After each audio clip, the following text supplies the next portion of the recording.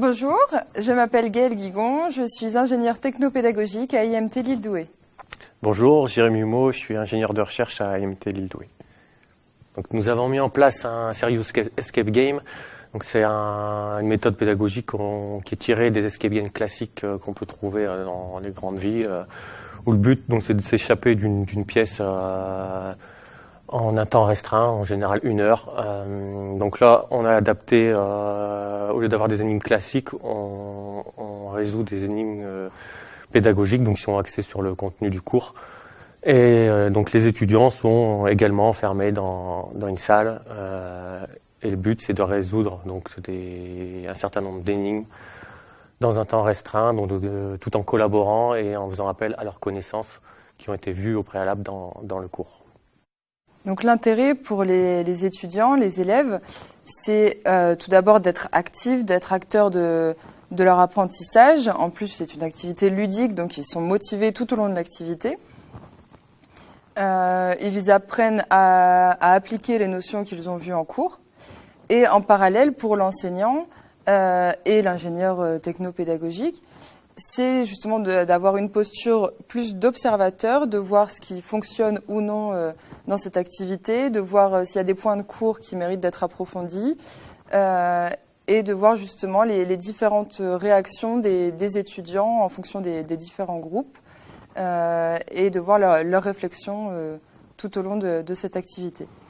Si on a un conseil pour mettre en œuvre cette pédagogie, ce serait de consacrer beaucoup de temps pour la préparation, mais surtout pour l'étape de test qui est primordiale. C'est vraiment important de voir tous les aspects, de faire tester à différentes personnes pour voir justement s'il y a des étapes qui peuvent bloquer, puisque tout le monde n'a pas le même raisonnement que les enseignants qui conçoivent cette activité. Et aussi, on conseille de commencer peut-être par un petit groupe pour justement avoir une meilleure immersion des participants. Et d'un point de vue logistique et préparation, ce sera beaucoup plus pratique à mettre en place. Donc les étudiants, en très grande majorité, vraiment apprécié cette activité.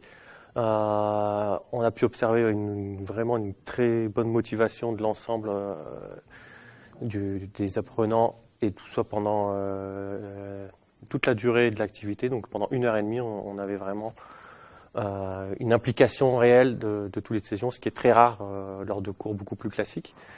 Donc, et d'un point de vue de l'enseignant, ça nous permet d'avoir une posture différente et vraiment de voir ce que développent les différentes compétences transverses que développent les étudiants, ce qui n'est pas forcément le cas non plus quand on fait un cours magistral par exemple. Et donc c'est une très bonne expérience pour nous. Le bilan est donc très positif, que ce soit au niveau de la motivation que de l'implication des étudiants. Toutefois, il faut faire très attention aux contraintes de préparation de cette activité, ainsi qu'à la logistique, donc le nombre d'étudiants à prendre en compte, les salles disponibles, ainsi que tout le matériel à démultiplier pour toutes les sessions à faire durant cette activité.